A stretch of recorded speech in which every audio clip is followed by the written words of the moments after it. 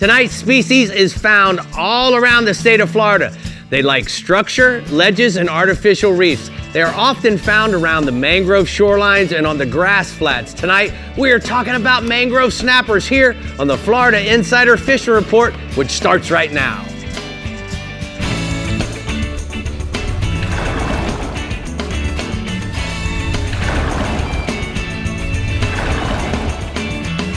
Welcome to the Florida Insider Fishing Report, presented by Yamaha. Well, we're back on the Florida Insider Fishing Report. Rick, it's great to have you back. Captain Ross and I tried to make you proud while you were off catching tarpon on fly last week. But, you know, we went scalloping a few weeks back, and we just had the best of time. You agree? Absolutely right, Brie. You know, it's just so cool to get the little kids and start to introduce them to the outdoors, whether it's Devin, you know, Donna's son, or we take, and Mia was there, and your little man, Leo. Yep.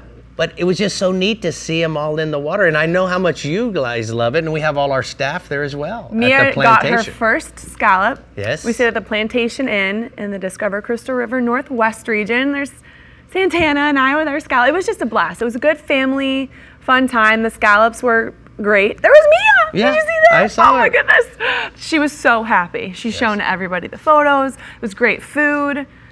We had, like 50 people that they catered. We cooked all of the scallops that we got. It was such a great time. And, you know, a lot of our captains were there crew, too. family, they were all there. And that was good. all provided by Discover Crystal River. They bought us all dinner. They did. And Ozello Keys helped us find the scallops. It was just overall an amazing time. All right, well, this week we are talking about mangrove snapper, which is also one of your faves, Rick. And joining us at the CCA workbench is Ray Rocher, who's filling in for Dave. Thanks for being here, Ray. Thank you. When's the scallop dinner? Oh, we ate them all already. Do you know how, Man, you didn't invite me. do you know how many questions I got? Although I can't swim. What were we thinking? I don't know. My neighbor's like, where are our scallops? I said, well, we ate them all already. All right, so let's just officially, we'll invite you now for next year, Ray. It's always after the 4th of July. The whole crew goes up there. And I got my floaties. I'm ready. You're part of the crew now. All right. Good. All right, well, let's get to catching the Fish Bites East region, where the mangrove snappers now through August are biting and spawning. Captain Mike Holliday says you'll want to be hanging out on those reefs. Get us started, Mike. Well, you know, the summer mangrove snapper bite is amazing on all the reefs in my region, but particularly from like the 12A buoy north all the way up to Bethel Shoals, where that 65 to 80 foot reef line is scattered and gets a lot less fishing pressure. You can catch mangrove snapper from the shallow reefs around Peck's Lake, all the way out to the sand pile, the 6 and 8 mile reef, all the artificial reefs in the areas, and the hard bottom up around the Vero Cove's another really good spot. The best mangrove snapper fishing takes place at night, but you can catch the big ones during the daytime on occasion. Most anglers will anchor up in chum with ground chum as well as glass minnows, or sometimes they use chunks of small bait fish kind of mixed in. Once the fish respond to the chum, you can drop down a live or a dead pilchard, a sardine, or a cigar minnow and just hang on because they are really strong fighters. The average mangrove snapper we catch offshore in my region is like 1 to 3, sometimes 1 to 4 pounds, but we catch fish to 10 pounds or more. I got a photo of your typical nice snapper catch.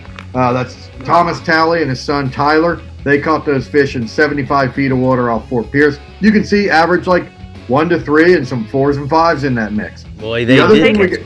Go ahead. The other thing we got going, the dolphin bite is super spread out, but it remains consistent throughout the region. The weeds have been really bad, so most anglers are either drifting or putting up a kite and drifting, or they're running and gunning further offshore around the deeper weed lines. The boats have been the first ones out to the weed lines in the morning, or the ones that seem to be catching the larger dolphin, but they're catching them throughout the day. You can target the fish with everything from a live threadfin pilchard or sardine to a rigged mullet or a ballyhoo, or a skirt and strip combination works really well this time of year. This is also a good time of year to bring a pair of binoculars and scan the horizon regularly for floating rafts or debris. The average dolphin is going to be 5 to 15 pounds, but there are some bigger fish around. And I have a photo of one of those bigger fish. Aaron Liscombe was trolling a split-tailed mullet for wahoo, and he hooked that 39-pound dolphin. That fish was caught in 100 feet of water off Jupiter. So, you know, still some big ones around. And just 100 feet. All right, man, let's go inshore. Well, the catch and release snook action is really ramped up, really at all the inlets in my region, as well as along the beaches and the Lake Worth and Juno Beach piers. If you're looking to beat the heat, the bridges and docks that are close to the inlet, they offer really good sight fishing and good night fishing as well. Just kind of get out of the sun and do something different. In the inlets, live baits like a croaker, a sardine, or a threadfin are going to get the bite, while on the beaches, lures like a saltwater sass, an electric shiner, or a gray ghost, or green hornet, those colored 4-inch sea shads, they're hot on the beaches right now. You cast parallel to the surf, not very far out, and catch those fish that are up feeding around in the trough. Around the bridges, it's lip plugs or live baits. Average snook's 8 to 20 pounds right now. I have a photo, Captain Ken Hudson of Snook City Charters. He sent me this photo of one of his clients with a snook they caught at the St. Lucie Inlet, and that fish ate a live threadfin. The other bite we got going, we're starting to see the resident tarpon population work its way up the rivers.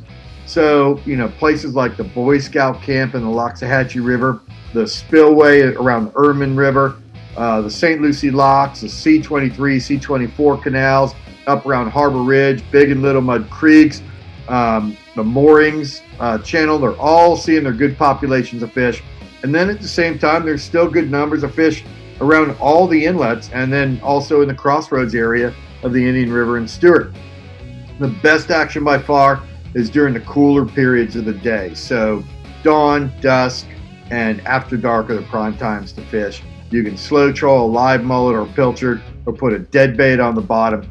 If there's fish regularly rolling near the boat, like you'll see up around Harbor Ridge area or around Big and Little Mud Creeks, you can cast a Houdini colored sea shad right to where the fish rolled, let it sink, reel it back super slow, no action, just slow as you can reel it back. You'll get a little tap, and that's the fish set to hook. The average tarpon in my region right now is anywhere from 30 to 80 pounds.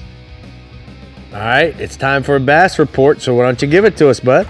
Well, the summer heat hasn't put a damper on that South Florida peacock bite. This week I've gotten good reports from the C100, the Aerojet Canal, the Pompano Canal, and really all the way up to the Lake Ida Osborne chain. Those guys in Palm Beach County are wrecking them pretty well. Everyone's saying the same thing beyond the water. Early, that's when the fish are prowling the shorelines and also around the culverts. Look for moving water where the canals intersect. Seems like that's where the school fish are holding. Early in the day, you can throw small topwater plugs or prop baits or soft plastics like a Bass Assassin 4-inch meat hook colored elite shiner, or a cantaloupe or Pimp Daddy colored little boss. Smaller soft plastics are what really works. As the day heats up, the fish are going to be active, so look around for cover. It's you want to find a little bit of shade. That's the time to pitch a lipless crankbait or a live shiner at the docks, the down trees, the bridges, anything that's throwing shade. The bite tends to slow down midday and then pick up for the last 3 hours of daylight. So, the summer heat's not really bothering peacocks. That bite's on fire, guys. All right, Mike, thank you so much. Way to start us off. We'll see you in Orlando in a few days. Looking forward to it. All right, man, thank you so much. We're going to go ahead and take a look at the T&H Marine hotspots for the East region. He says, inshore, the permit in the St. Lucie power plant outflow, live shrimp or crabs on a 3-ounce jig head. And then offshore, sailfish, dolphin, bonitas in 90 to 130 feet of water off of Jensen Beach. Use live pilchards, threadfins, and sardines to catch that plethora of offshore species. Plethora, look at you with the big words. How about that was me? My big word. You learned that from me. All right, now we're dropping into the R&R Tackle Southeast region and seeing where Captain Jimbo Thomas says those mangroves will be. Talk to us, Jimbo. Hey, everybody. Yeah, we do have plenty of mangrove snapper in the Southeast region, both inshore and offshore. Now, pretty much any structure will hold these mangroves. They can be found around any of the bridges up and down the Intercoastal Waterway, as well as the creeks and inlets and artificial reefs. Now, Captain Wayne Kahn aboard the Reward fishing fleet out of Miami Marina, he tells me that his favorite time to fish for mangroves from the middle of May through August. And lately he's been finding fish from anywhere from 1 to 3 pounds, with an occasional larger one up to 6 or 7 pounds. And they've been anchoring or drifting live pilchards, cut sardines, and silver sides over reefs and hard bottom in anywhere from 50 to 60 feet of water. They're using 20-pound tackle, 30 to 40-pound fluoro or mono leader and 1/0 to 3/0 circle hooks, and you want to put just enough lead on to hold bottom. And if the fish are spooky, you can go down a little bit lighter leader. Now, he tells me he prefers to fish off the moon and says that the bite oftentimes doesn't start until after 9:30 or 10 o'clock at night. But they've been catching them for the last few weeks, so get out there at night and catch some mangroves. Now, offshore, we've been finding dolphin, but by no means have they been jumping in the boat. They're not thick by any means. Now, the fish, they're being found 8 to 15 miles out around large patches of sargassum and under terns and frigate birds. Now, some of the fish have been short, undersized fish, and then there have been small packs of fish in the 4 to 6 pound range. And the larger fish, they've been moving to the south, and the smaller ones, they're generally going to the north. Now, once the fish are located, they're being caught on trolled ballyhoo, R&R mahi magnets, along with small live baits and cut bait. And if you don't have any live bait aboard, try dropping a sabiki rig under any of the larger patches of sargassum or anything floating and catch up a bunch of these small blue runners that are hanging out underneath, and you can make that bait as you go along. And those small blue runners, that's what the dolphin are mainly feeding on right now. So when one hits the water anywhere near a dolphin, it's going to get attacked immediately. Now, I got a photo here. This is 11-year-old Jacob Gonzalez with a 38-pound dolphin that he caught aboard the Lisa L last week, which is the largest one that I've heard of in the last week or so. Very nice fish for a young angler there. Sure is. All right, let's go inshore. Moving inshore, okay, July is one of the best months to catch a permit, and the fishing's been excellent on both the inside and outside flats of South Biscayne Bay, from Soldier's Key south to Angelfish Creek. Look for these permit around the channel edges, rock piles, and hard bottom flats that have good moving water, and also around the Arsenicker Keys and Midnight Pass and along the southwest shoreline. A small live crab's the best bait, along with pink skimmer jigs and crab pattern flies. And then from Lake Worth Inlet south to Government Cut, we've had some great snook fishing. Get out to your local inlet in the evenings, drift some live baits on both the incoming and outgoing tide. And just about any good live bait will work. Herrings, pilchards, pinfish, croakers, whatever you got in the bait well. Fish the live bait on a Jupiter rig with a 40-pound fluoro leader and a 5/0 circle hook. Or you can try dropping R&R flare hawk jigs and jigs with soft plastic tails, bounce them along the bottom. That's getting some snook bites as well. Some of these snook have been up to 25 pounds, and don't forget that they're catch and release until September 1st. All right, thank you so much, Jimbo. It's time to take a look at what are we smoking fish dip from the southeast region. Jimbo says catch and release snook off of the beaches in your local inlet using live and artificial baits in the early morning and evenings. And then offshore, troll rig baits and small lures or cast live and cut baits to dolphin around the weed patches, floating debris, and maybe look for them under a bird or two. Under them birds. All right, well, anglers, we're just getting started, so get ready to hit up the Real Legends Central East region next. Plus, we're chatting with Ray Rocher for Academy Sports and Outdoors, rigs and techniques at the CCA workbench. We're going to catch some snappers or what? It is time. We wait all year for July, August, so here we go. time to talk snapper. All right. That's the man who knows right there. He's the one to do it. We'll be right back. He's the second snapper king. Who's the first? Me. Oh. The Florida Insider Fishing Report is brought to you by Yamaha. Reliability starts here. SiriusXM Marine. Weather, fish mapping, entertainment. Academy Sports and Outdoors. Have fun out there. Real Legends. Everything you need to live life local. Penn. Let the battle begin. Casa Vieja Lodge. 5-star angling in beautiful Guatemala. Stiffy, innovators in shallow water performance. And Daiquiri Deck, food, drinks, friends.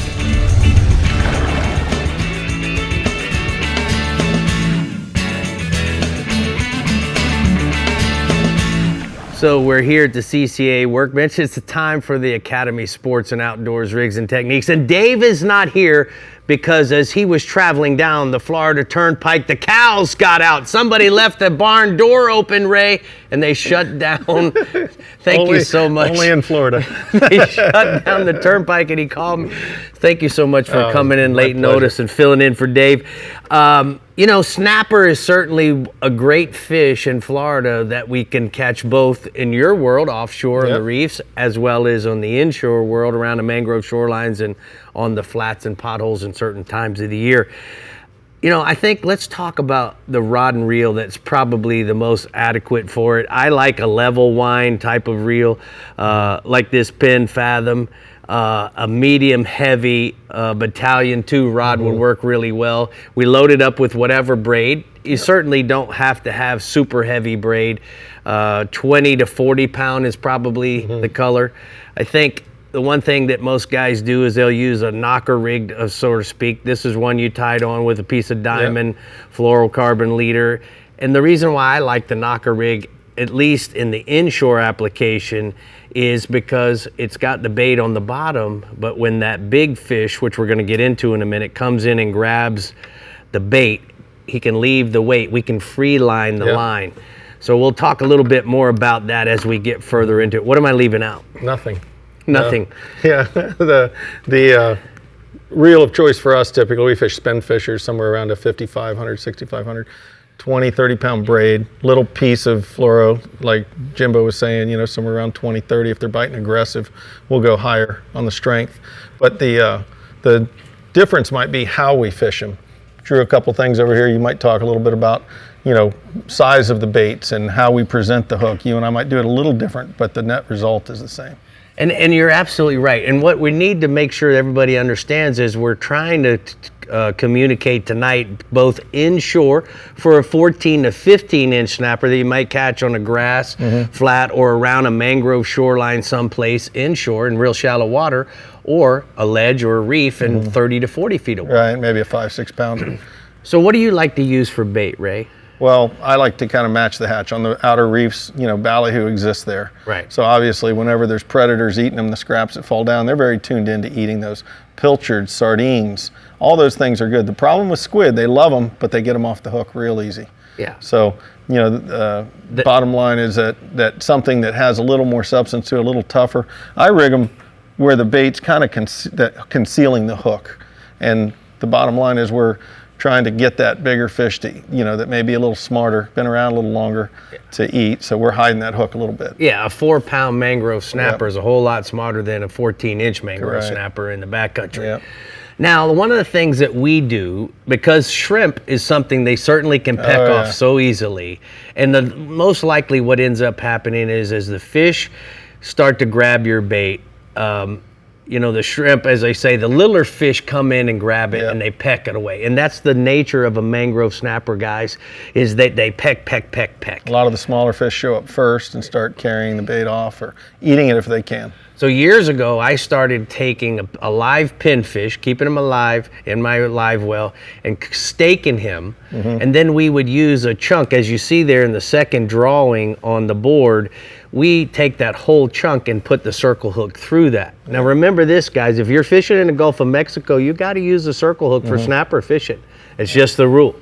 But then what I've found happens, Ray, and correct me if you don't feel the same, but they'll come in and start pecking. And that little fish gets the attention of the big fish. One. Yep. So where do we make a mistake? The big fish comes in and bites it. What should you do? Let them eat. I mean, it's free line? Yeah, a little bit of a problem if, you know, you short strike them. The fish grab, mangrove snappers especially, other snappers maybe not as much, but they'll, on a bigger bait like that, because you're trying to single out those bigger fish, they'll grab it and maybe not eat it like a snook or a tarpon would just inhale a bait. A lot of times they'll swim away a little bit and then kind of get away from the crowd and take time to eat it. So what we're trying to do really is to get the little fish away from the bait. Right. You know, we're trying to chum the fish in or bring them in, but single out those bigger fish. So speaking of chum, I knew you were going down that road. We got a chum cage that you make through R&R Tackling to sell. And the cool part about this chum cage is you can put a full block in there. or lobster, crabs. Whatever you want to use to tease. And this gives you the ability to put this down lower in the water column. You can put it on the bottom. But what I love about this, Ray, is that it folds up. Yep. Am I doing this right? Yeah, that's right. And now we can put it away. Yep. Kind of designed it so it's low profile. I love that. Yeah. You know, we catch a lot of snappers tipping a bucktail jig. You got R&R makes a variety of different sizes. This is like the upperman's jig. We tip this with a shrimp, but because it's an artificial lure, if they peck the shrimp off, they'll still come back. That's correct. And they won't peck the shrimp off if you're jigging it, you know what I mean? Properly. You bite it, and you usually hook them right away because you feel the bite. Yep. Are we forgetting anything? Just breadcrumbs and hot grease. Yeah, guys, I'm telling you, the one thing you got to take, if you take anything away from this rigs and techniques tonight, make sure you let that fish run. A big fish will run 20 to 30 feet. He's taking that bait away from his friends, and then when he stops, that's going to let you know that's when you want to reel down and set the hook, because he stopped to eat it. He's turning that bait around and positioning his mouth the right way so that we can catch him. Like I tell everybody, just don't miss any fish and we won't have a problem. Wow. They look at me kind of funny. Yeah, that's good advice, don't you think, Brie? That's the best tip I think that's ever come out of that bench over there. All right, well, Thanks, our next buddy. captain, Jim, it was great having you in the studio last week, but, you know, we missed you, but you got a duty in the Real Legends Central East region, so let's hear what we'll be catching this weekend. Well, you know, the guys and gals around here have been absolutely stoked because we've been getting some of the biggest mangrove snapper of the season, of the entire year, in our offshore reefs and also in some of our inshore waters. It's really interesting to see how that fishery has gotten better over the last couple of years. The guys at Ponce, Sebastian, and Canaveral inlets are, you know, going offshore and getting on those reefs and catching some of those really nice fish. Also, the deeper sections of the Port Canaveral basins and some of those backwater creeks and depressions and holes up around Ponce are doing really good. I was talking with Captain Mark Gibson. He caught a limit of 15-inch snapper in the Ponce Inlet backwaters today. So they are there.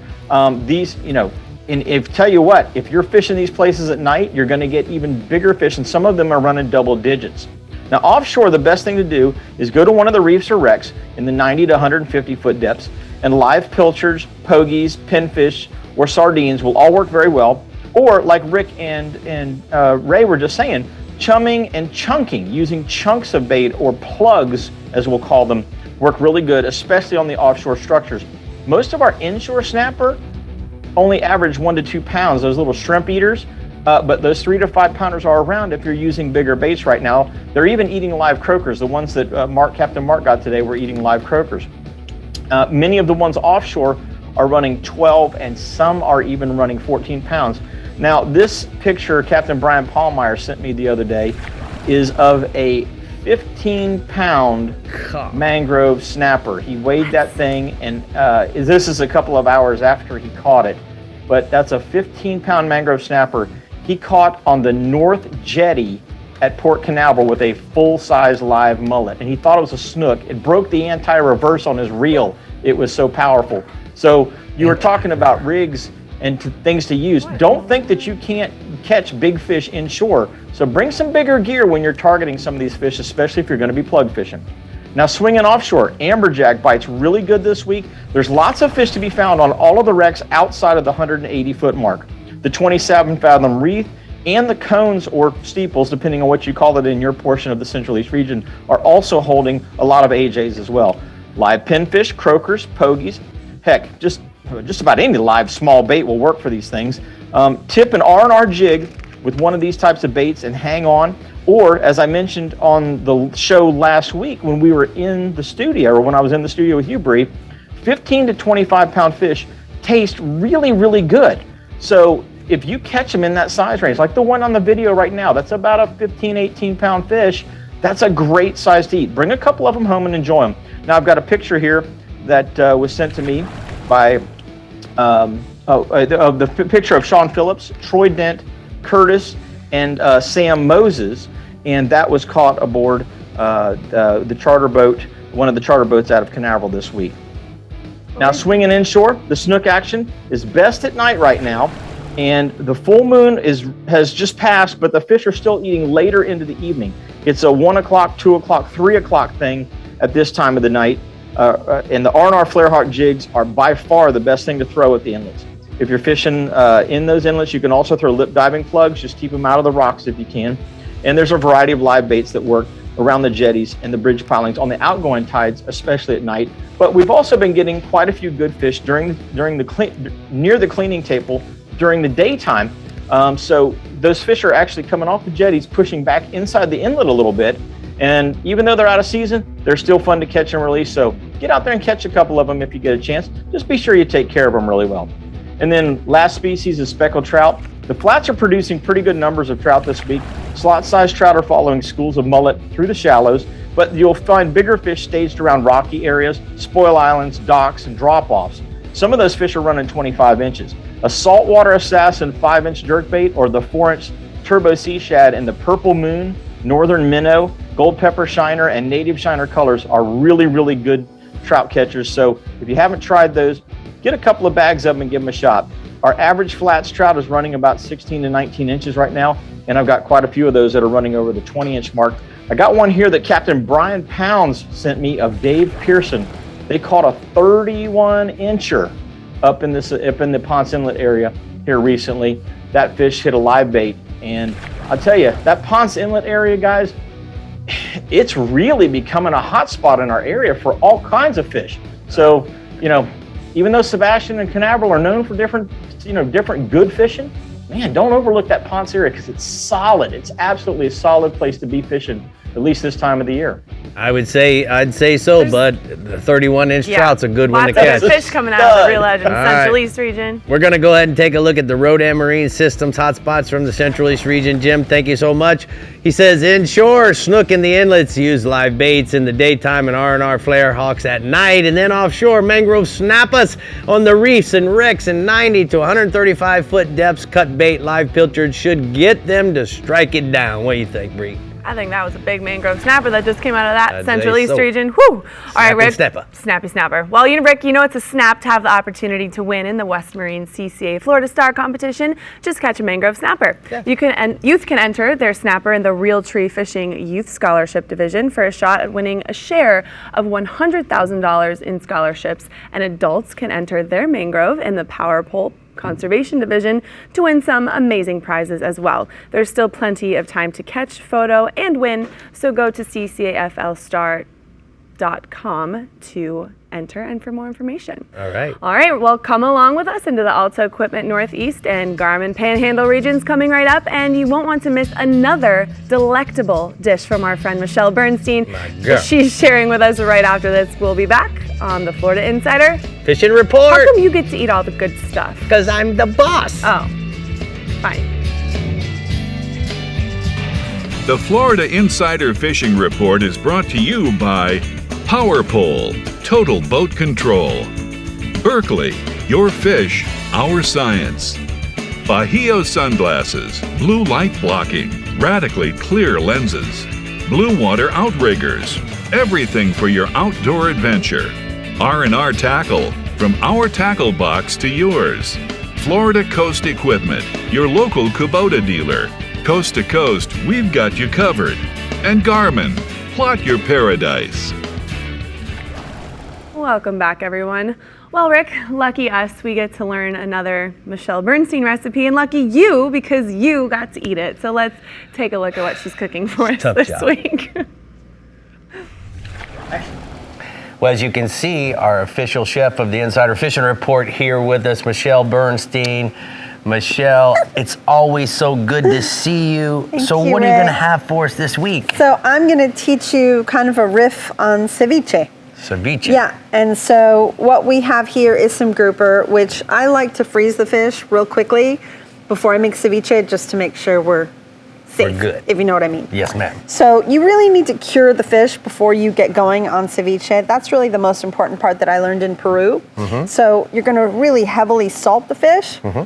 We're going to throw some chilies into it, some onion into it. That's not really the Peruvian way, but that's my way. We're going to stir that around, and then we can continue to the next part.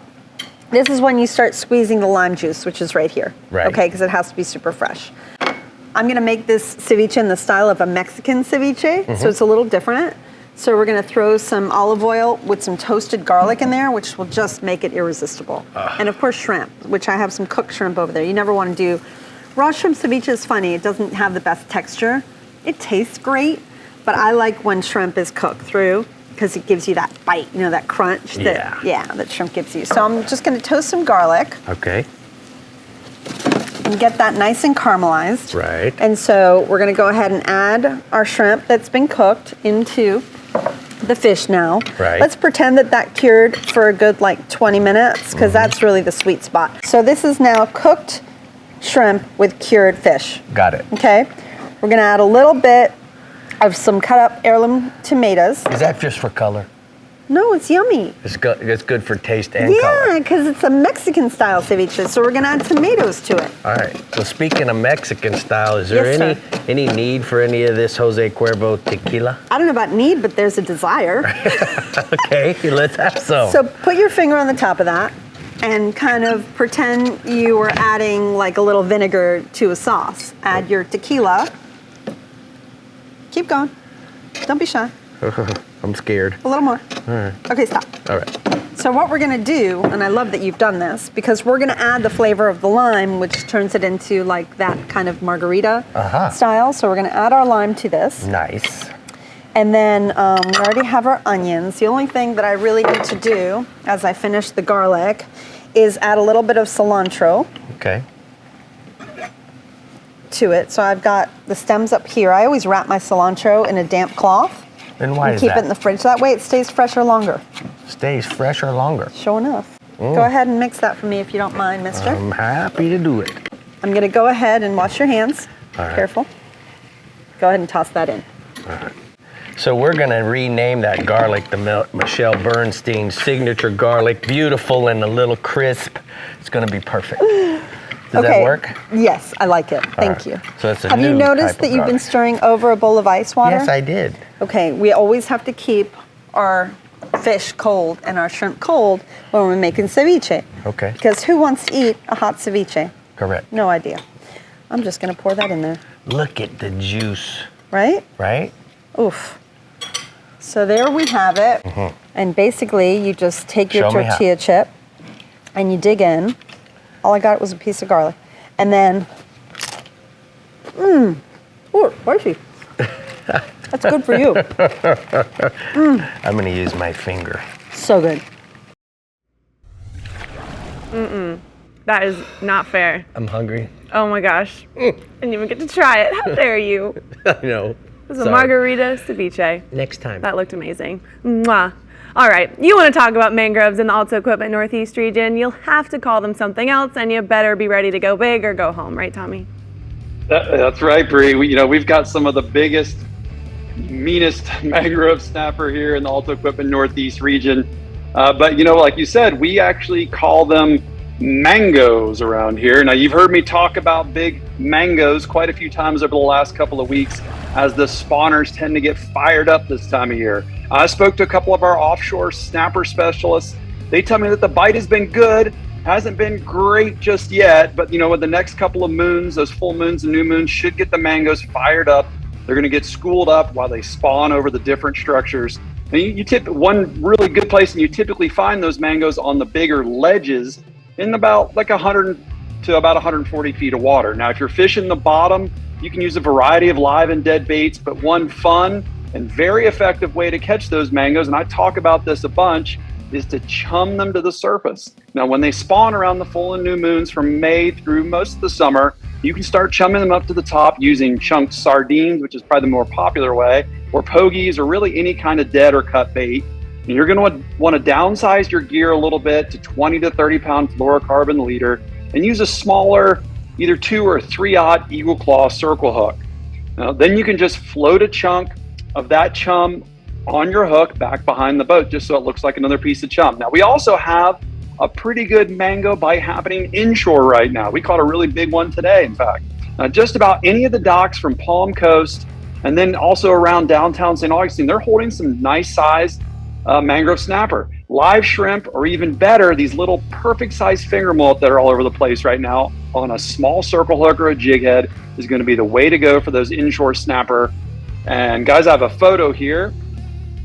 Nate Creeder from Team Creeder Fish sent me this picture of his wife Erica and his son Cannon with a couple of giant mangrove snapper they caught east of St. Augustine. See what I'm talking about? Those are some monster mangoes right there. Those are big snappers. Dang.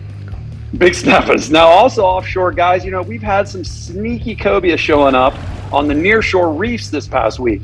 The guys that are out there king fishing have been pleasantly surprised a few times with schools of cobia showing up on some big sharks, or even some singles and doubles of those cobia that are just eating their kingfish baits while they're trolling.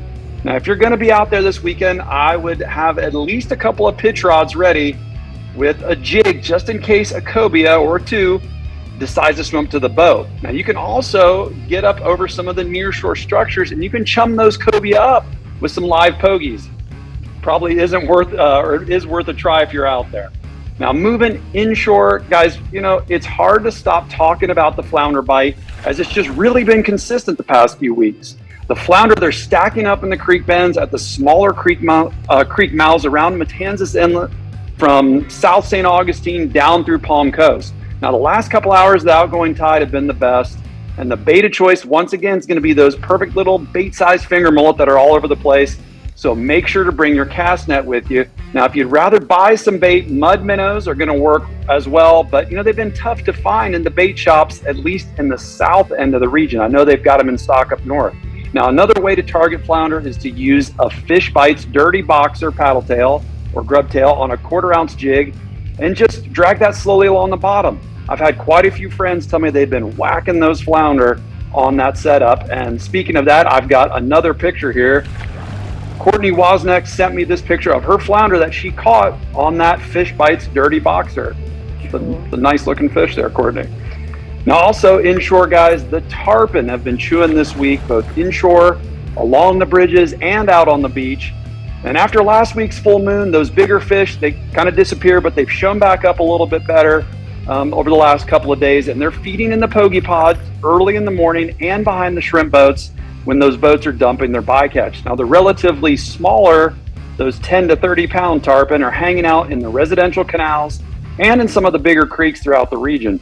Big live shrimp or a saltwater assassin paddle tail, I've been using the purple moon color. They seem to like that on a light worm hook. I've been the ticket for those fish.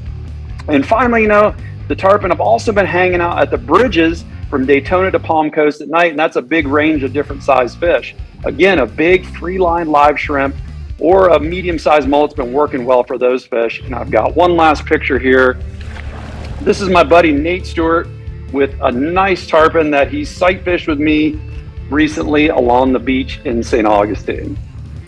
Man, Tommy, Not so just chubby. like always, you always never disappoint with all the pics. I love it, bud. I appreciate every week the effort that you put in all those great photos. Thanks, guys. All right, dude, we'll see you in a few soon. days. We're going to go ahead and take a look at the strike zone hotspots in the northeast region, inshore, tarpon, and the big jacks along the beaches in the pogie pods. They have been mostly active early in the morning, and then offshore, mangroves and mutton snappers throughout the region in 120 to 140 feet of water.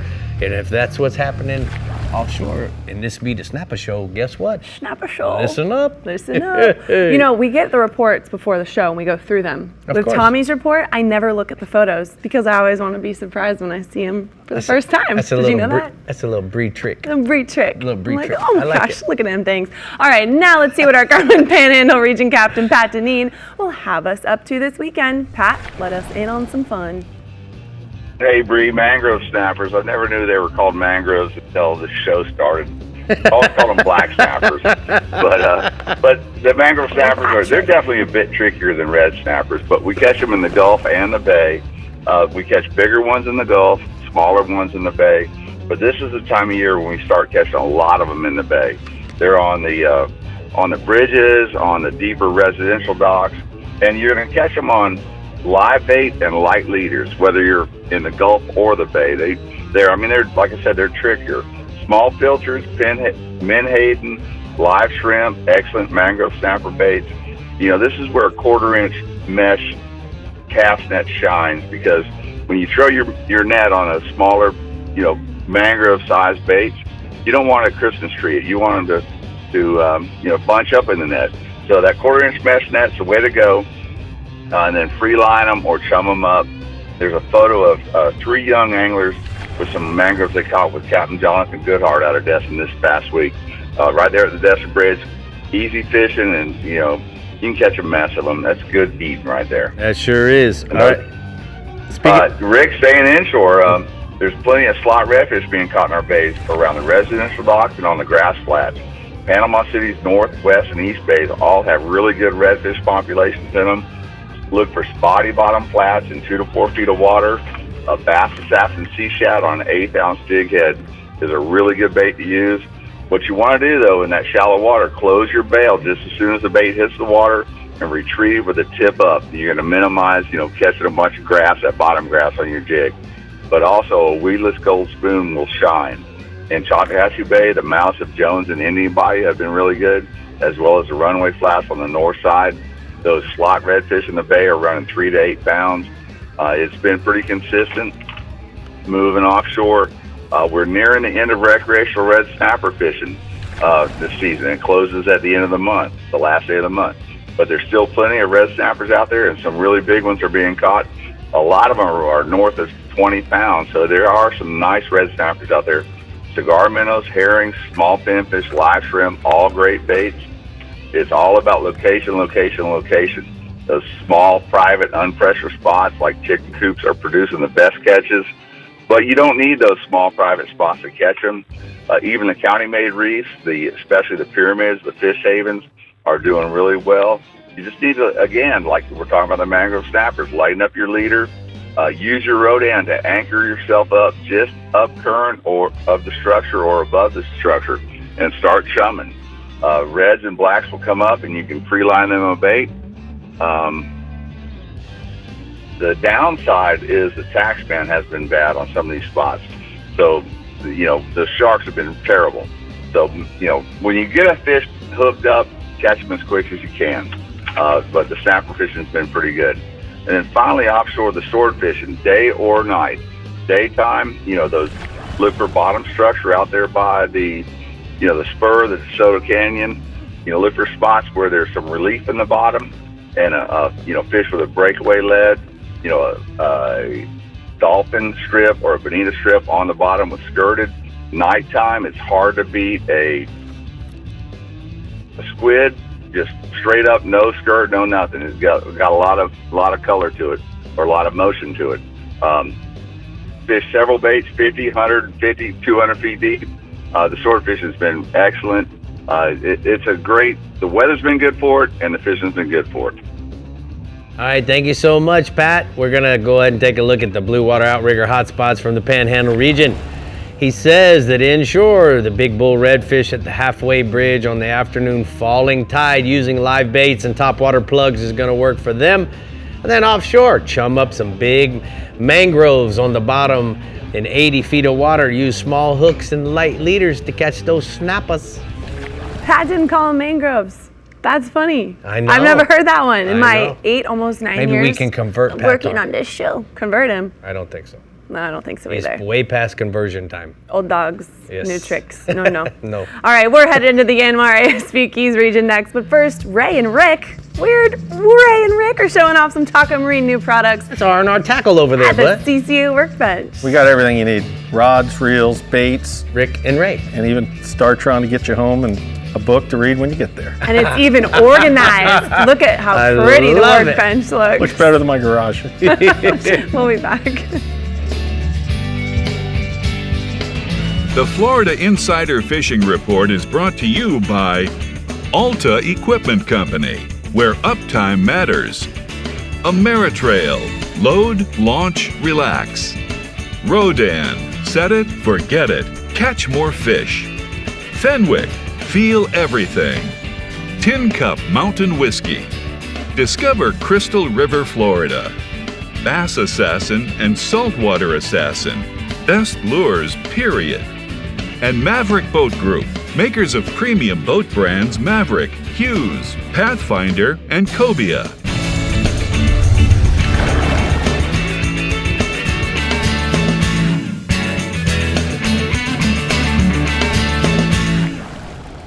here at the CCA Workbench, and we're going to be trolling the edge with Taco Marine's new products. Ray, you know what? Let's just get right into it. This is the week of ICAST. A lot of cool things being introduced at the show in Orlando this week. But I got to tell you, one of the things I'm really proud about is the new book that AFCO has come out with, Any Fish, Any Water. Jason Arnold's collection of just amazing pictures. Yes. And you know what's cool is that you and I are been featured in this book, me for redfish, you for sailfish. And Scott Martin, obviously, for bass. But what's so cool about this, Ray, is what? All the proceeds. Yeah, donated 100% of net proceeds to CCA, which I think is just an amazing thing. Thank you, AFCO, and thank you, Jason, for doing that. It's yes, an honor.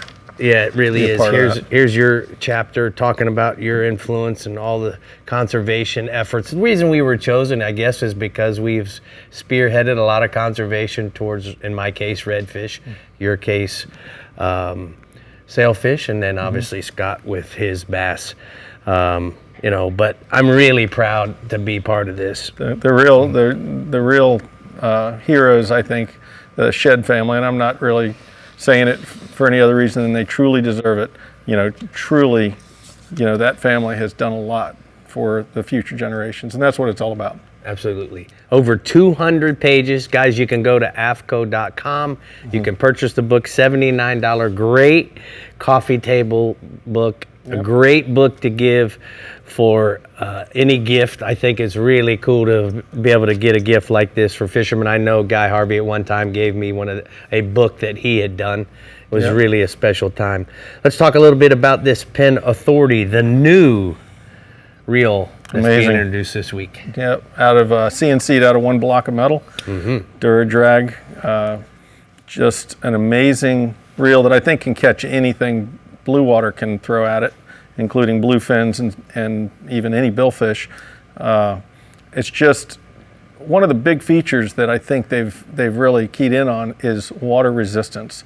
You could submerge that reel for 30 minutes at a meter, no water's getting in. And so that's really there to help it last through all that. You don't think about it, you're driving the boat, all that spray's hitting your tackle. Yeah. That water works its way in, you put it away for a week or a month or who knows how long, and it's just turn into a mess. This reel doesn't have that problem. 12+1 bearings. It has, you know, just all kinds of, what I love is how slow it comes in and out when it comes to the spool coming in and out. Solid metal construction. From 2500s up to 10,500 sizes. And some high-speed models coming. $500 to $600. Really a great reel, guys. All right, let's talk a little bit about the new Berkeley Gulp Chrome, Ray. Beautiful iridescent baits. How can it not work? Right. You know, and the cool part about this, guys, it comes in the 5-inch jerk baits, it comes in paddle tails, it comes in the shrimp. It also has the little swimming mullet with all the curly tails.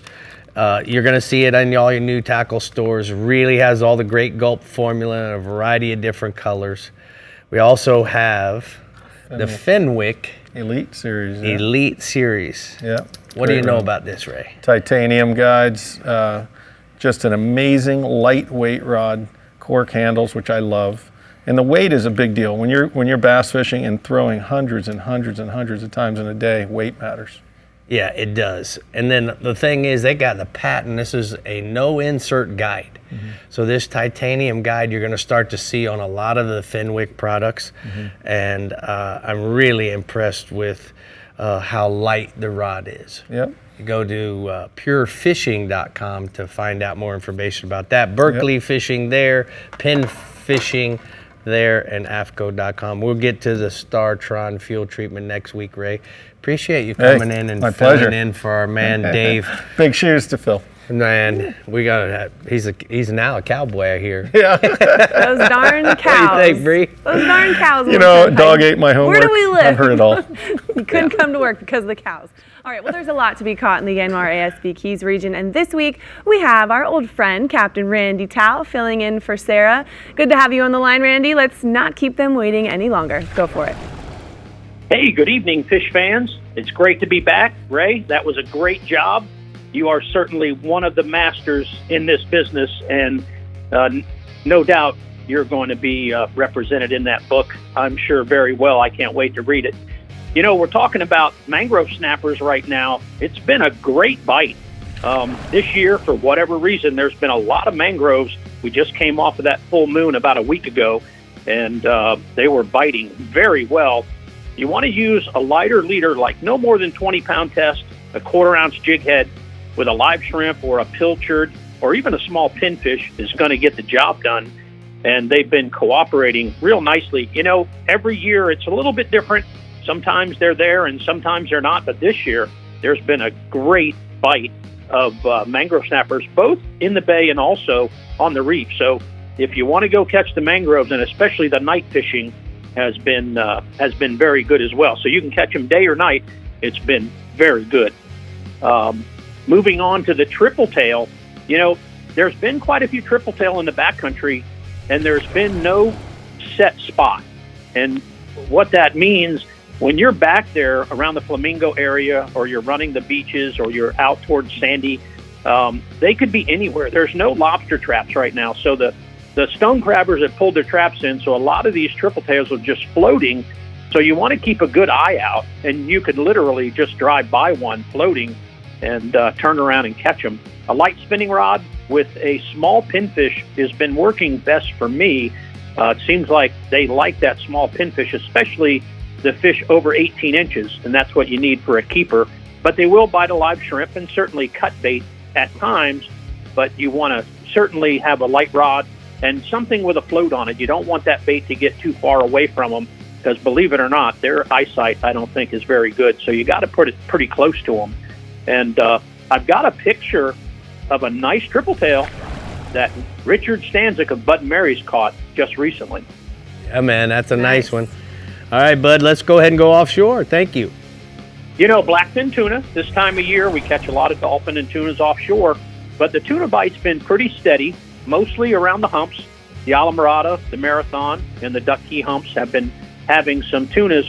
Now, the problem is sometimes you go out there in the mornings and it's covered with weeds and you can't troll it.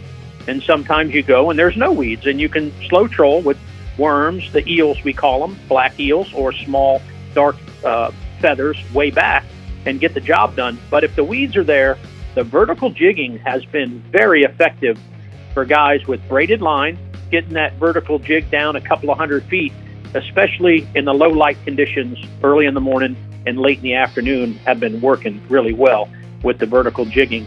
I've got a picture with Charlie with a nice blackfin tuna. I don't think he's related to Charlie the tuna, but he's got a nice tuna. You're right about that. All right, tell us about the mahis, Papa. So, you know, the mahis go right in the mix with everything, and this year is no different. There's a million weeds out there. It's a struggle to try to blind troll, but the guys that have been doing it, if you can rig up a bait that can handle not getting caught in the weeds, you're going to catch a few nicer dolphin just out of the blue trolling. But certainly look for your birds, look for debris, and the birds are going to be holding the dolphin, and you want to get lined up with them. Like always, try to read the birds, which way they're going, and have your baits ready. If you're going to troll or if you're going to sight cast, you want to have everything ready, because it happens so fast you don't have time to figure anything out. You got to have a rod with a bait ready to go at all times. And there's been a lot of small ones. So what that means is a lot of the small ones, especially July and August, are getting eaten by bigger dolphin. And although it hasn't happened to me, but a few times it does happen, where a 50-pounder will swim up as you're catching schoolie dolphins. So keep your eyes open for the big one eating the little ones. And I've got a photo of Cody Bailey on his boat, Vera Vita, and he's got a nice big mahi. He did doing just that. All right, Love that. Randy, thank you so much. What have you been doing with your time off? What have you been doing since you've been cheating on us and not calling in anymore? Man, I'm living the dream listening to you guys of what I'm missing. Oh. We appreciate you filling in for Sarah. We know she's Glad to do it. touring the Bahamas, and we appreciate you taking her spot this week. As always, you're always welcome here, whether it's at the workbench or filling in for her. and we're going to go ahead and take a look at the shallow sport boat hotspots from the Florida Keys region. Randy says that inshore, the tarpon bite is steady around the channels and the bridges especially. Use live mullet or a crab and look for good water flow. The outgoing tide seems to be working the best, and then offshore, yellowtail snappers fishing has been good with plenty of big ones being caught. Anchor in 60 to 90 feet of water. Bring lots of chum with oats, sand, and then guess what? You're gonna be able to put the chum behind the back of the boat and look for good water movement, and they will come. That was so Chum, nice to and you hear will come. Randy's voice. It is. Blast from the past. Yeah, man, he's Miss awesome. him. Fish fans. I thought I he miss was going him. to say fish fans. Yeah. All right, well, staying in the Keys, next Wednesday, July 27th and Thursday, July 28th is Florida's 2-day spiny lobster sport season, and Keys officials want to make sure everyone knows that some harvesting rules are different in the island chain. Primarily, there is a limit of 6 legal-sized lobster per diver per day. Lobster, I hate this word, carapaces, must measure more than 3 inches and must be measured in the water. Avoid touching or kicking coral, and as always, please protect marine resources. More details can be found at keyslobsterseason.com.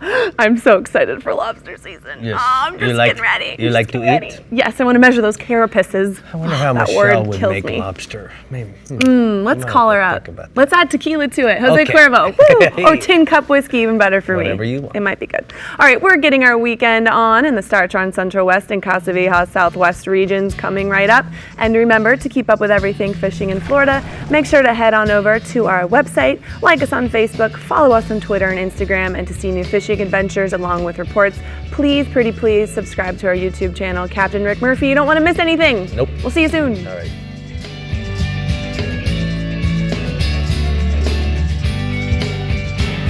The Florida Insider Fishing Report is brought to you by Startron. Start, run, and store with Startron. CCA Florida, the voice of recreational anglers for over 35 years. Fenwick, feel everything. Strike Zone Fishing. Diamond Fishing Products, our reputation is on the line. Berkeley, your fish, our science. Murphy's Law Sport Fishing. Book your trip today at murphyslawsportfishing.com. And Yanmar ASV, a leader in compact equipment.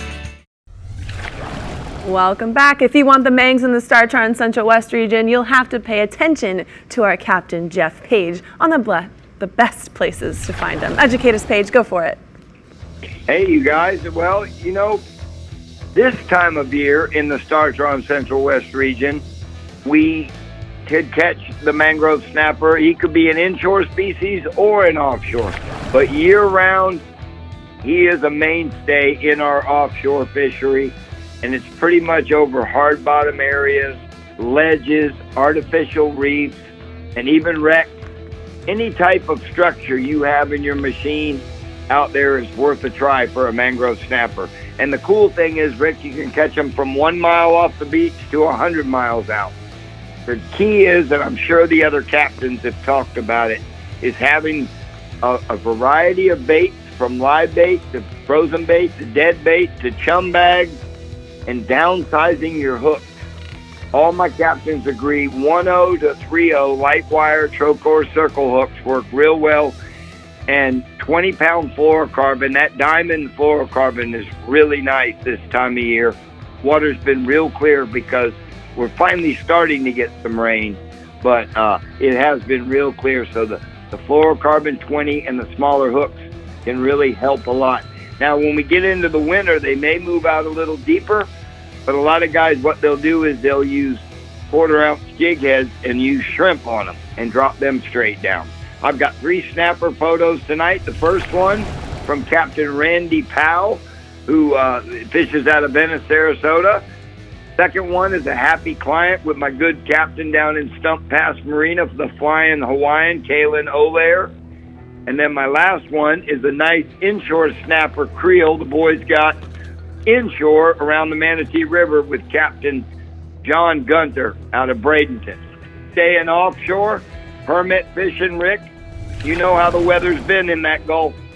One day it's calm, one day it's rough, but when we get those calm mornings, guys have been running out And the key has been having at least a dozen crabs, if not 2 dozen, anywhere from 3 to 11 miles, and pretty much any of your artificial reefs are going to have permits on them. The key is finding the ones that the sharks and the Jewfish and the Goliath groupers aren't so abundant. Anyway, get up there, set up, spot lock or anchor up away from the reef, and you're going to free line the crab back with a split shot or natural. I've got a photo tonight. Happy client with Kevin Wessel of Barefoot Charters in Sarasota. Moving inshore. Redfish was our theme species last week, and he's starting to show up even better this week. Afternoon thunderstorms. I got good reports from down south. Backcountry of Bull and Turtle Bay on the higher stages of the tide around the mangrove shorelines. You're going to want to fish the side of the islands that the tide is running into. Live pilchards and pinfish, you can free line them or cork them. And if you want to chunk fish, you can take one of those pinfish, cut them in half, and chunk him up under the bushes. If you like throwing the lures, 1/4 ounce gold spoon, Johnson gold spoon works real well. Or I like using a power grub, like the Berkeley Power Grub paddle tail in a root beer color this time of year. And I've got a really nice redfish photo tonight of a happy client with our good friend Rick, Captain Mickey Gibbs up in Tampa Bay.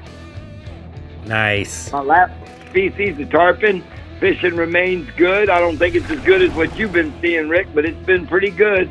In the Gulf, guys are using dead baits like menhaden and ladyfish on the bottom in the areas they're seeing the fish. They're still throwing corked thread fins and crabs at the fish, but the dead baits on the bottom are a definite bonus to get that bite. Nighttime around the bridges like Longboat Pass and Venice Jetties, they're eating live ladyfish and silver mullet. And my last photo tonight is of young Ethan Riekenbach with the Manatee River master, Captain Griffin Deans of Slot Machine Charters.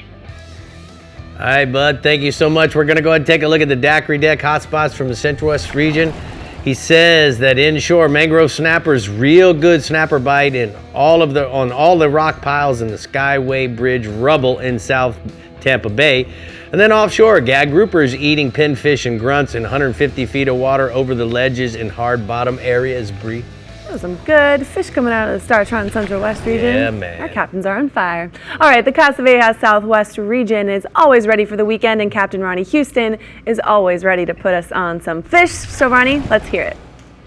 Well, like always, it's a pleasure representing the Southwest region. You know, the mangrove snapper, he can be caught year-round, basically both inshore and offshore. But they're mainly targeted on the offshore side, generally targeting some type of structure, whether it be wrecks, artificial reefs, ledges, and areas of hard bottom. Now, obviously, to draw the fish out, we're up into the water column. There's a variety of ways to chum. You can stop by your local tackle shop, just pick up some box chum. Or you can use a variety of baits like pilchards you can catch out off the beaches, or thread fins offshore, just cut them up. And depending upon where they are on the water column, I'm going to drop back small cut pieces, the pilchards or the thread fins, or it could be shrimp or it could be squid. Now, depending upon the water clarity, when you use 20-pound fluorocarbon, if the water's a little dirty or you're fishing near the structure, strongly suggest jumping up to the 40-pound fluorocarbon. 2 to 3/0 circle hooks, and you can use a variety of jig heads depending upon the depth and the current, anywhere from 1/8 ounce to 1/2 ounce. You can also, if you got them up at the top, you can flat line them if they're just below the surface, use split shots, or you can catch them right on the bottom, even using live pilchards, pinfish, grunts, and the depths range anywhere right now from 30 feet beyond. I got a nice picture of a typical offshore bite on a nice day with a variety of snappers. Now, still on the offshore side, Captain Mike Avenant and Captain Corey McGuire are reporting a mixed bag to include red snappers, red groupers, be the best with the occasional mutton snapper and porgy mix in. Now, these guys, both reports are basically identical. Live pinfish and whole squid are working well throughout the region. But Captain Mike Avenant's depth to the south has been ranging from 150 to 190, and Captain Corey's depths up to the north to 140 to 170. Captain Corey says he likes using frozen sardines. That's what's taking most of the fish, but have some live pinfish. And if you like artificial, simply dropping down vertical jigs.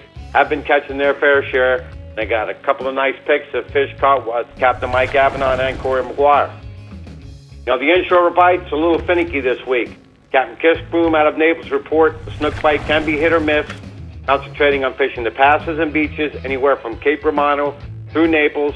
He also says concentrate on the Sandia bottom. That has been better for him, or as well the outer Gulf points all the way to Camp Lulu. As Captain Corey McGuire up to the north says fish are still right now holding in the passes from Sanibel to Boca Grande, which will also include Burnt Store and the West Wall. Live baits seem to be the best bet, whether it be pinfish and pilchards, but to the south in the Everglades, I'm using artificials anywhere from Jack Daniels to the Lost River. Still catching plenty of snook on the outside.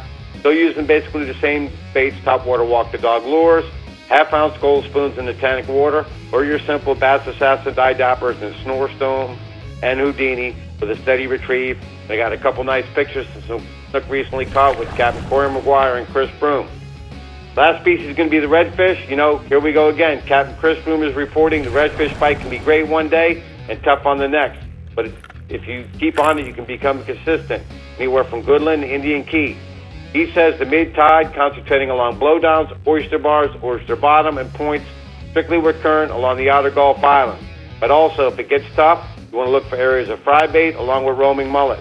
Further to the south, it can be hit and miss anywhere from Indian Key to Lost River. Concentrate in areas of tannic water due to all the rains, especially on your mid-tides.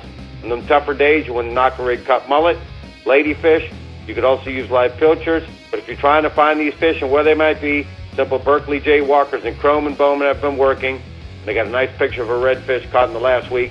Wild fishing Captain Chris Broom. Weather's looking good for the weekend. Some days you catch them, some days you don't. Having a little bit of patience will get you a good bite. So Ronnie, guess what showed up at my office the other day? A box with your name on it. It was all full of Berkeley jaywalkers and hijackers and chapos. So I haven't Donna mailed them to you. I actually thought it was my box. I thought it was my box. So I called up the guy at Berkeley. I said, oh no, I sent them to the wrong address. They're supposed to go to Ron. So just want you to know you're getting ready to start your own tackle store. You got so many coming. Well, what we talked about last week, guys, if you're looking to try to find the redfish, I'm telling you, the top water search bait, the jaywalkers, have been working well all through the region, anywhere from Boca Grande all the way down to the Everglades. All right, bub. Thank you. We'll see you soon. And we're going to go and take a look at the Catty Can hotspots from the Southwest region. Ronnie says that inshore, the trout, Pavilion Key to Highland Beach in 2 to 4 feet of water at the last of the outgoing tide, the last half of it, and then the first half of the incoming tide using noise-making corks and soft plastic shrimps and paddle tails. And then mixed bag, bite throughout the entire region of red snappers, groupers, porgies in 140 to 180 feet of water using live pinfish, frozen sardines, and squid on the bottom. Ronnie is all slay, no play. No, he is like... No, he's good. He's just on it. Love that man. No fiddling around. No, he's like the one person that doesn't laugh at my jokes. The one. He ain't got no time for no blind nonsense. Okay, my Floridians, we're venturing into the Discover Crystal River Northwest region. When we come back, so sit tight and make those weekend water plans, and we'll see you soon right here on the Florida Insider Fishing Report. Everyone laughs at my jokes. The Florida Insider Fishing Report is brought to you by Yamaha. Reliability starts here. Shallow Sport. Penn. Let the battle begin. The Florida Keys and Key West. Come as you are. The IGFA. Every fish, every water, every angler since 1939. Island Lures. Tournament Tackle. Sportsman's Adventures with Captain Rick Murphy. Fishing for adventure. And Taco Marine. Troll the edge. Today's power pole tip of the week is becoming more stealth with your poles. Now guys, think about this.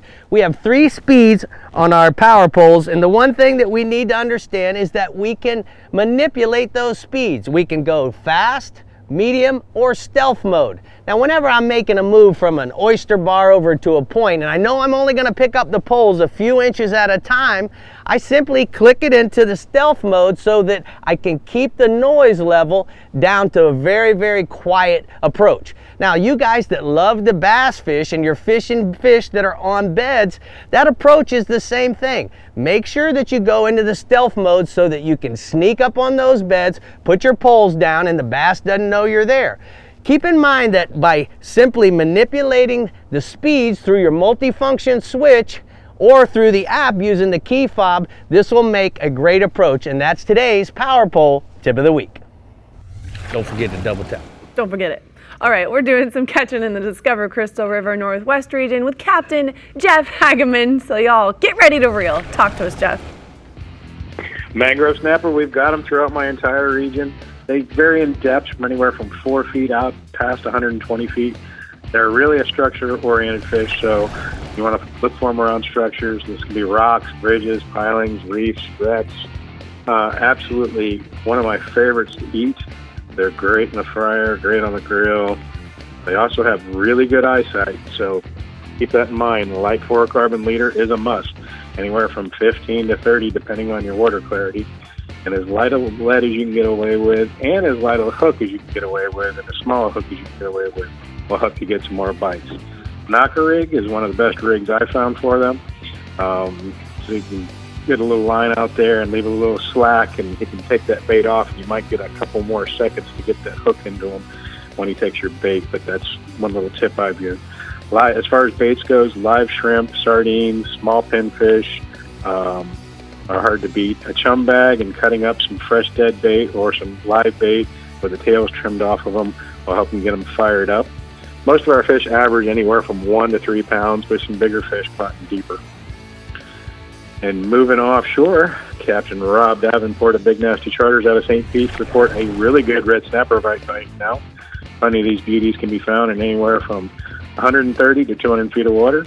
He's been finding them on live bottom. Look for the bigger ones a little higher in that water column, so use your bottom machine to adjust that. 60 to 80 pound fluorocarbon leader, 6 to 8 aught trocar circle hook, and 6 to 10 ounces of lead has been working best. And he said, as far as baits go right now, squid's been the key, and been doing best on squid. And I've got a photo here of Amanda with a great American red on a recent trip. Aw, Amanda. Nice. You go, girl. That's it. That's her. All right. Scallop season's going great right now. Anclote River all the way to Steinham-Sachi, with limits being easily obtained. 3 to 6 feet of water over turtle grass. Remember to keep those dive flags flying and keep an eye out while you're running your vessel for snorkelers in the water. Be safe. I was out today scalloping. Our region just opened up last Friday, and there were boats running around in between people with dive flags. So everybody needs to be really safe, and you get within 300 yards of somebody, it's best to idle. You don't know if somebody's looking down and not paying attention and gets away from their boat. You don't want to have a bad day out there on the water. So a couple extra minutes idling around is not going to hurt you. So just keep an eye out there, be safe out there, and idle around. I've got a photo from Woody Williams out of Tarpon Springs that got a nice mess of scallops in 4 to 6 feet of water. We did really good today in Tarpon Springs in 4 to 6 feet of water. I had Christina out and Amanda Gilbert out, and we did really good. Limited out in about 20 minutes, so there's plenty of them out there. Nice. Snook right now along the beaches and passes from Passagrove to Anclote Island has been really a hot inshore bite. Outgoing tide has been best, but the incoming has been producing some fish too. Live sardines, pinfish, grass grunts have all been the bait of choice, and you can either free line these, or when the current gets a little strong, you can add a little lead to them. 3 to 5 feet of 30 to 40 pound fluorocarbon leader, and a 4-aught or 5-aught trocar circle hook is the rig of choice. And if you need to use a little lead, anywhere from 1/4 to 3/4 ounce lead if needed. So Hag, I got a couple questions for you. So on the scalloping, where'd you say you were doing that? I think you told me, but I already forgot. Right out in Tarpon Springs, the southern region just opened up, so I was at Anclote today, and we were just north of the river, and I mean just north. I was within 75 yards of it, 100 yards of it, and nice. The scalloping was great. We limited out really quick, so the southern region's absolutely packed full of them, and they seem a little bigger this year. There's a lot of big scallop, and all the way up from there, all the way to Steinhatchee, I've heard great reports. But that southern region right now, we only got a 10-day season where we're at here, and it's really producing a lot of scallops from everybody I've talked to. All right, well, you tell those two pretty girls that we said hello from the Florida Insider Fisher Report, both Bree and I, and we are going to go ahead and take a look at those Key Marina hotspots from the Northwest region. Our man Jeff says inshore, snook along the beaches and passes, use live sardines and pinfish either free-lined or weighted. And then offshore, gag groupers in 75 to 180 feet of water over rock piles and ledges. Cut and live baits are both working well with a knocker rig, don't forget. All right, well, we hope everyone is inspired for the snapper this weekend because we're at the end of our line, but stay hooked and we'll tell you what to expect next week right here on the Florida Insider Fishing Report. They limit it out. I know. In the morning? I know. Dang, you gotta go with Jeff next year. Okay, I know there'll be some rum on that boat. Yeah. Scout. Welcome back, folks. Next week, we are talking marlin. Got me a marlin. So make sure you tune in. That's going to be fun. Ray might be here if Dave gets stuck with the cows. I think you are scheduled. Are you? I don't have to check with the boss. We'll let the cows out so you can come back and join us. I got no cows between us. Sorry, you know what she did? She sent Dave a text that said, "Tell them to move." And he said something not nice back. That's a good one. I thought it was funny. He called her a bad name. A bad name. Yes. I deserved it. Shame. He said, "Heifer, please." Just kidding. Well, we'll see everyone at ICAST. For those of you that are going this week, thank you for tuning in. Thanks, Ray, for being here. My pleasure. Go catch some mangs.